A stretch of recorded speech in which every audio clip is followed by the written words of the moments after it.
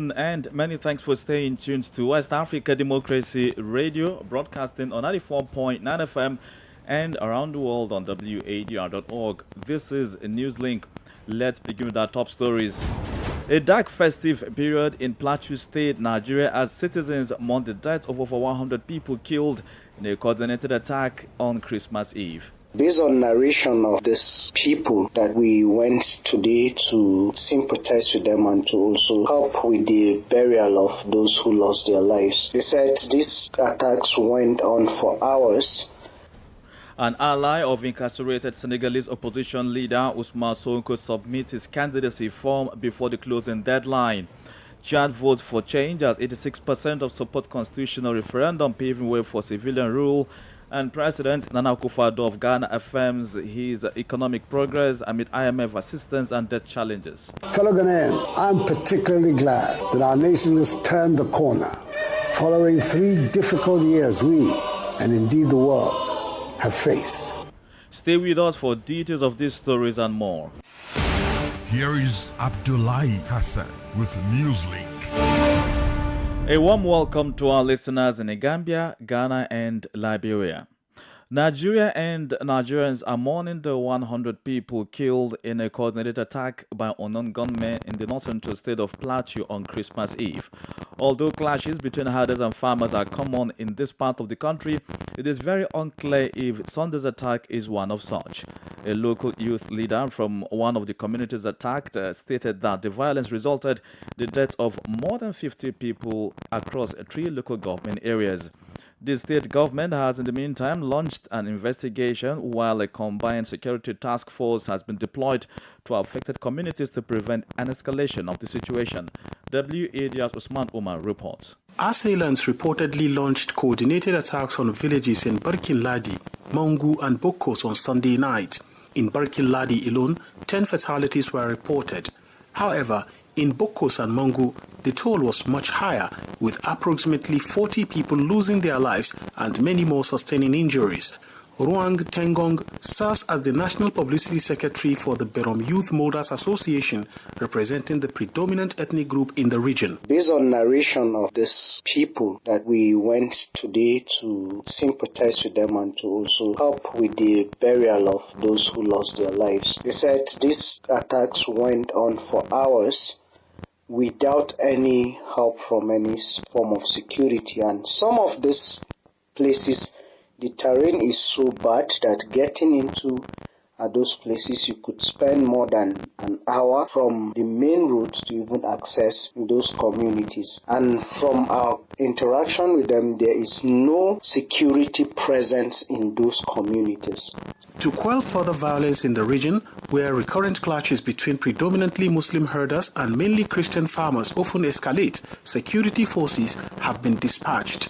Such confrontations frequently lead to retaliatory attacks by armed groups. So simultaneously about 12 communities were attacked, and based on the figures that we're having, the attacks started actually from the 23rd, which we woke up with the killings of about 23 persons in one of the community in Bokos. And after their mass burial on the 23rd, on the 24th, then on the 24th in the night, we witnessed the killings of persons who are over 70 for now, and we're having more than 40 who are presently receiving treatment in the hospitals. State Governor Caleb Mutfwang denounced the recent assault, describing it as savage, ruthless and unwarranted. He further pledged to ensure the culprits face full extent of the law, as communicated by his spokesperson, Gyang Berry, in an official statement. For NewsLink on West Africa Democracy Radio, Usman Umar reporting from Abuja. Meanwhile, the Plateau State government in a Tuesday broadcast is appealing for calm among citizens as security operatives, including the army, move to protect lives and property. The state governor, Caleb Mutfwang, told the nation on private media channels TV that his administration recently invited stakeholders, majority of whom are farmers and herders, as well as the religious and traditional leaders, on peaceful coexistence. He regrets that such gesture fell short of expectations because of a few reasons, among them attempts by individuals to destabilize the state for political benefit and terrorism financing. Take a listen. The security agencies can bear witness to the efforts we have been making collectively. I remember recently the GOC himself had to call a lot of community leaders in the areas of conflict, where we have a lot of the natives and the Fulani leaders come to the discussion table. And let's see what are the issues that we can be able to deal with to forestall future occurrences. And we thought we had made a lot of commitments. We secured a lot of commitments from these leaders. That when suddenly these things happen again, then you would begin to ask questions. Certainly, there are people behind this. The attacks, this particular set of attacks were well coordinated and with heavy weaponry. And the question we needed to ask, who is behind this? Who is sponsoring this? And I can tell you that it's beyond my capacity as a governor to unravel this.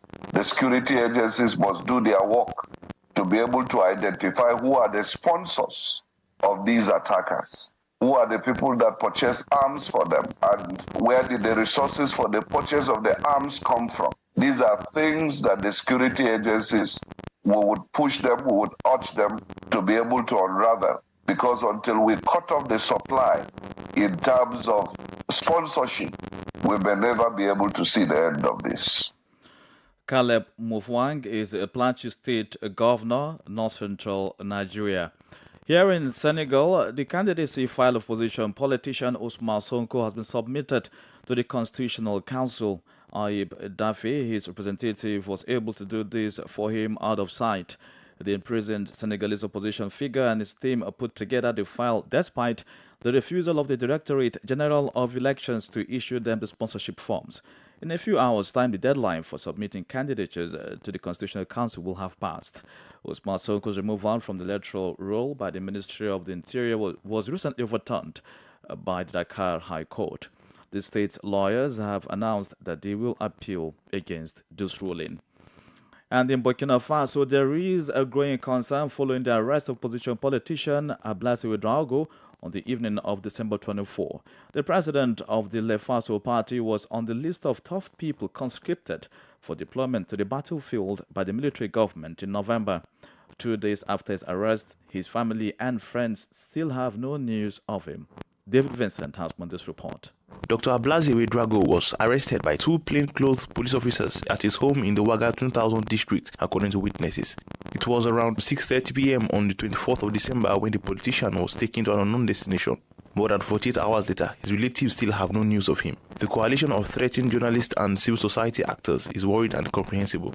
This is all the more incomprehensible given that earlier in December, the administrative court ordered the suspension of the requisitions issued in November by the commander of National Theatre Operations. Ablaye Ouedraogo has been absent from Ouagadougou since the requisition order was issued. He was in Madagascar where he took part in the inauguration of the re-elected president Andry Rajoelina. There has been no reaction yet from his party, but in November, FSO denounced the requisition order. The political group wrote in a statement that the conscription is nothing more than a sanction and repression for the positions he has taken and his objective and constructive analysis of governance and the country's present situation, which is and must remain a state governed by the rule of law with its constitution and its institutions. David Vincent filed that report. More stories coming up on West Africa Democracy Radio. NewsLink continues. Well, we still remain in the Sahel region because the Chad National Electoral Commission over the weekend announced that the citizens have given their nod to a constitutional referendum that sets the stage for a return to civilian governance. The results revealed that the yes vote secured 86%, whereas the no vote trailed with 14%. As Imo Edit reports, the voter turnout reached 63.75% of the 8 million eligible voters. The referendum aimed to determine whether Chad should adopt a new constitution, and the results are set to undergo validation by the country's Supreme Court within a 4-day period. The Yes faction advocated for a new constitution, emphasizing a unitary and decentralized state to uphold national unity. Those in opposition sought federalism, contending that a centralized government had failed to foster Chad's development. However, the government, led by Mohamed Debit No, Chad's military leader and transitional president, argued against federalism, expressing concerns that it could fuel separatist tendencies and ethnic divisions. Deby assumed leadership in 2021 following the death of his father, Idris Deby Itno, who had ruled for 30 years and passed away on the front line of a conflict against rebels. Despite initially pledging to transfer power to an elected government within 18 months, a deadline that was not met, Deby later postponed elections to 2024. The referendum was a result of a national dialogue conducted from April to October 2022, aimed at resolving the debate over the preferred state structure, whether federal or decentralized state. In more added reporting there, the Malian transitional government has urged the Christian community to play an active role in the peace-building process. As part of the Christmas celebration, Mali's Minister of Religious Affairs and Worship emphasized the need for increased prayers for the nation. Meanwhile, the Archbishop of Bamako, Cardinal Jean Zebo, expresses optimism about achieving lasting peace across the country. Sankule Janko has won this report filed in by WADR's Bamako correspondent Ali Cham. Mali marked another Christmas amidst a multifaceted crisis. The sermons delivered during various masses resonated with pleas for tranquility and unity. Archbishop of Bamako, Cardinal Jean Zabo, remains hopeful for a brighter future for the nation. Cardinal Jean Zabo presided over the Mass with Mali's Minister of Religious Affairs and Worship, Muhammadu Kone, in attendance. Kone urged Christians to fervently pray for Mali's resurgence and stability. Mali's Minister of Religious Affairs and Worship emphasized that the responsibility for fostering unity and coexistence lies with every Malian, celebrating the nation's rich diversity. Sankule Janko, that report filed in by WADR's Bamako correspondent Ali Cham. And just before the break, Ghana's President Nana Akufo-Addo has assured the citizens that the country has made progress in its economic situation, though challenges persist. Currently, Ghana is in the midst of a 3-year International Monetary Fund program which involves injecting $3 billion into the economy to rebuild confidence in the local market. The decision to seek IMF assistance was made after initial resistance as Ghana's debt had escalated to unsustainable levels, reaching 92.4% of GDP as of 2022. From Accra, Nadi Ditete reports. The government has largely blamed the economic downturn on the COVID-19 pandemic and the ongoing Russia-Ukraine war. Despite these challenges, President Akufo-Addo expressed optimism during his address, highlighting signs of improvement. Fellow Ghanaians, I'm particularly glad that our nation has turned the corner. Following 3 difficult years we, and indeed the world, have faced. Inflation is being reined in, we're experiencing a relatively stable exchange rate, and growth in our economy is rebounding. The country is not yet completely out of the woods, but there is a growing sense of confidence that with hard work and determination, Ghana will make it. The president pointed out that Ghana remains an attractive destination for both local and international investment, solidifying its reputation as Africa's gateway. He conveyed his belief that while challenges persist, there's a rising optimism that Ghana, with collective effort and resolve, would navigate its difficulties successfully. President Akufo-Addo also urged Ghanaians to reflect on the cardinal principles of Christianity throughout the festive season and beyond. Let us all celebrate the season safely and responsibly, and remember to help those who are less fortunate than ourselves. Let each one of us do our bit to help feed those who are hungry and offer comfort to those in need. He further encouraged the nation's residents to extend warmth and hospitality to the numerous visitors who have chosen Ghana as their celebratory destination during the festive period. I appeal to all of you to exhibit at all times the proverbial Ghanaian hospitality for which we are famed. Let us leave a positive, lasting impression on them, which will help ensure that our country's tourism potential is enhanced for the benefit of our nation's socioeconomic and cultural growth. For WADR, Nadidi Teti, Accra. You are listening to NewsLink here on West Africa Democracy Radio, broadcasting on 94.9 FM Dakar, Senegal, and online on wadr.org. Here's a reminder of our top stories. A dark festive period in Plateau State, Nigeria, as citizens mourn the death of 100 people killed in a coordinated attack on Christmas Eve. An ally of incarcerated Senegalese opposition leader Ousmane Sonko submits his candidacy form before the closing deadline. Chad vote for change as 86% support constitutional referendum paving way for civilian rule. Still ahead in the news, we have the guest interview and a sports update. Please stay with us. Fresh and breaking news all the time.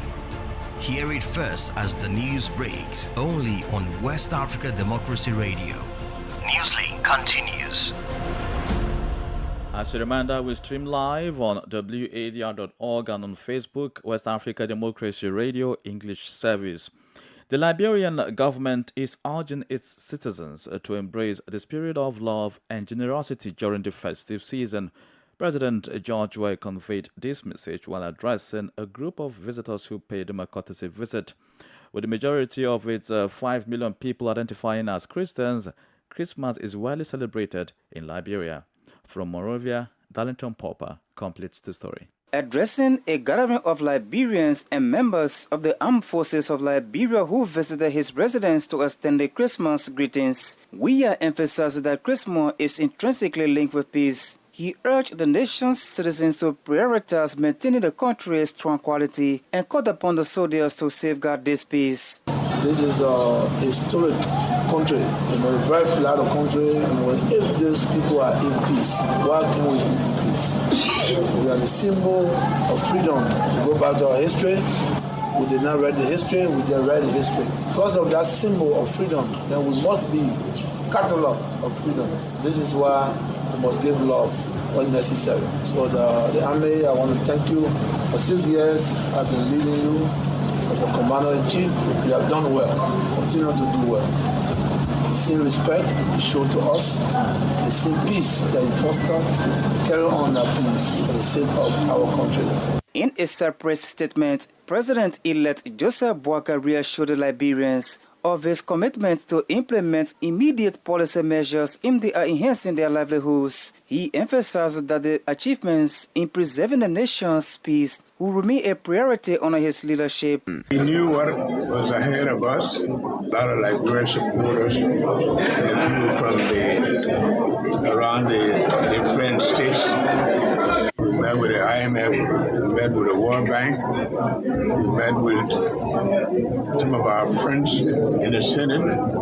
In particular, we met with Mr. Coons. I went to Delaware, we met with a number of potential investors. We are preparing for all of those things. It's going to begin to tell the Liberians all over in all the counties that they work for their democracy and they're going to begin to see a taste of it. We cannot disappoint them. Boakai is set to be inaugurated on January 22, 2024, succeeding George Weah, who was defeated in a runoff elections held on November 14. For NewsLink on West Africa Democracy Radio, I'm Darlington Popper in Monrovia.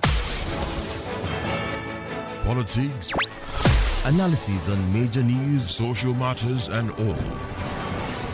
This is a guest. Our guest on this edition of NewsLink is journalist Ruang Gang from Plateau State, Nigeria, where over 100 people, mostly farmers, were killed in a coordinated attack on Sunday. Gang, who spoke to WADR while an assessment tour with local CSOs and independent investigative bodies to the affected areas, described the current atmosphere of Plateau State. Plateau is in a mourning mood, considering the fact that Christmas is meant to be a celebration time. But on the eve of Christmas, it became something that everyone was mourning, because people who had prepared for Christmas, who had planned for Christmas, at the end of the day, their lives were cut short by these people who perpetrated this mayhem. Generally in Bokos and Mangu and parts of Barkin Ladi, there was nothing like Christmas celebration, particularly in Bokos, where we recorded a casualty of about 112 persons killed. Now, people are fleeing those affected communities to look for safe havens because in some of the communities, completely the houses were burnt down, food stores were burned, and some were looted. So the atmosphere in Jos, Plateau State, is an atmosphere of mourning. Before now, we've had a brief discussion with you, not just once or twice, where you actually reported that security analysts in Plateau State and beyond have said there are sleeper cells of Boko Haram insurgents in the state. But right now, the dimension of the current violence is having a different undertone. Is this really the hardest farmers' conflict, which is very common, or that this is having a political dynamic, which the governor said that there are people sponsoring these attackers? Well, what I will say is that what we're witnessing in Plateau State is no more a farmer-header clash as it is being reported.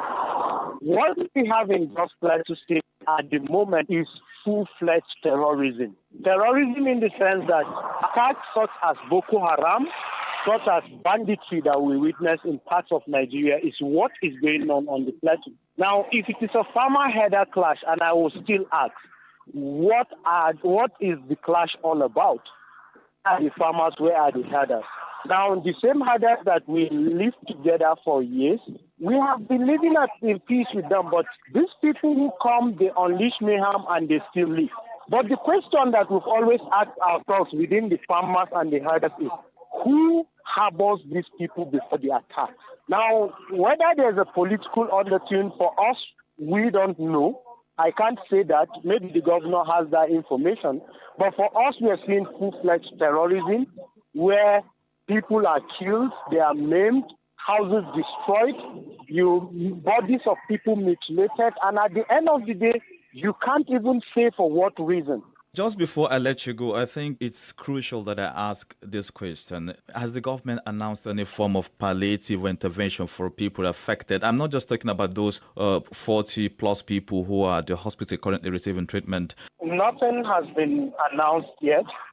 It will even be of surprise to you that the federal government has not even spoken about what has happened in Plateau State.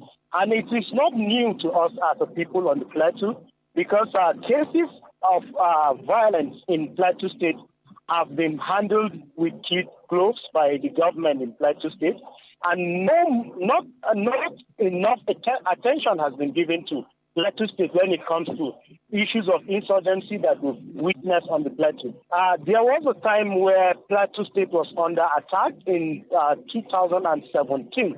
And over 500 persons were killed in Gashi. The then Vice President of Nigeria came into Plateau State the next day, announced a sum of 10 billion naira palliative and the building of a mobile police squadron at the district where the violence happened. Till General Muhammadu Buhari left office, a dime was not released to that community. The mobile police squadron was not built. The highest they can do is to condemn such attacks on papers, and it ends there. Ruang Gyang is a journalist from Plateau State, Nigeria. It's now time for Sports Update with Sankule Janko.